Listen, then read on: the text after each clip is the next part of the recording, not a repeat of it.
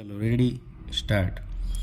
મોજે સુરેન્દ્રનગર જિલ્લાના ચોટીલા તાલુકાના સડલા ગામે આવેલ ખેતીની જમીન કે જેનો બ્લોક સર્વે નંબર 153 છે, જેનું ક્ષેત્રફળ હેક્ટર આરે ચોરસ મીટર 079-67, જેના આકાર જોડી તથા વિશેષ ધારો રૂપિયા પૈસા 00 વાળી મિલકત, ઉપરોક્ત વિગત અને વર્ણનવાળી મિલકત તથા તેની સાથે ચાલી આવેલ ઝાડ, બીડ તથા ઉગાડેલા પાક વગેરે સહિતની, જેને હવે પછી આ દાવાના કામે દાવાવાળી મિલકત તરીકે સંબોધવામાં તેમજ ઓળખવામાં આવશે.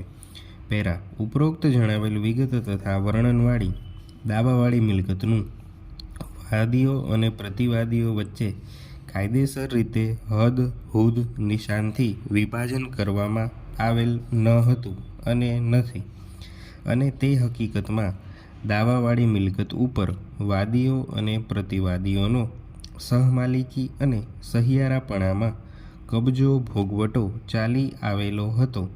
પ્રતિવાદી મોજે દીપલા ગામના રહીશ હોય દાવાવાળી મિલકતનો વહીવટ કરી ઋતુ અનુસાર પાકો વેચતા આવેલા છે, અને તે હકીકતમાં વાદીઓની માતૃશ્રીનો દાવાવાળી વડીલોપાર્જિત મિલકતમાં વણ વહેંચાયેલો લાગ ભાગ હક હિસ્સો ચાલી આવેલ હતો અને છે. પેરા.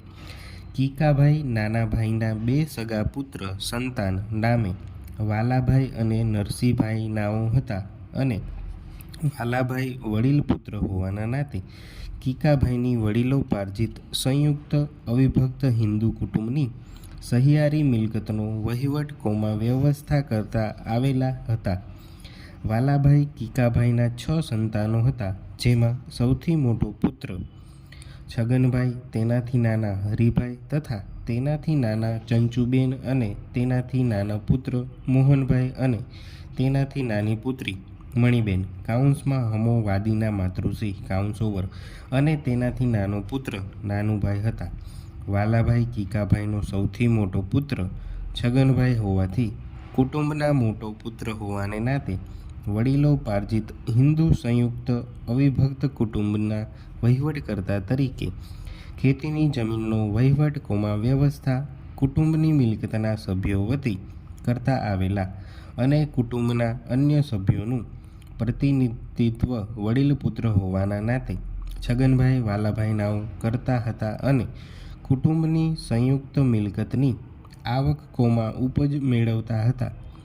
કુટુંબના વડીલ પુત્ર હોવાને નાતે છગનભાઈ વાલાભાઈ પટેલ નાઓ વાલાભાઈ કીકાભાઈની હયાતી દરમિયાન અને હયાતી બાદ દાવાવાળી મિલકતનો વહીવટ વ્યવસ્થા અને કુટુંબના અન્ય સભ્યો અને હિસ્સેદારો વતી કબજો ભોગવટો સંયુક્તપણામાં અને સહમાલિકીપણામાં ધારણ કરતા હતા. પેરા.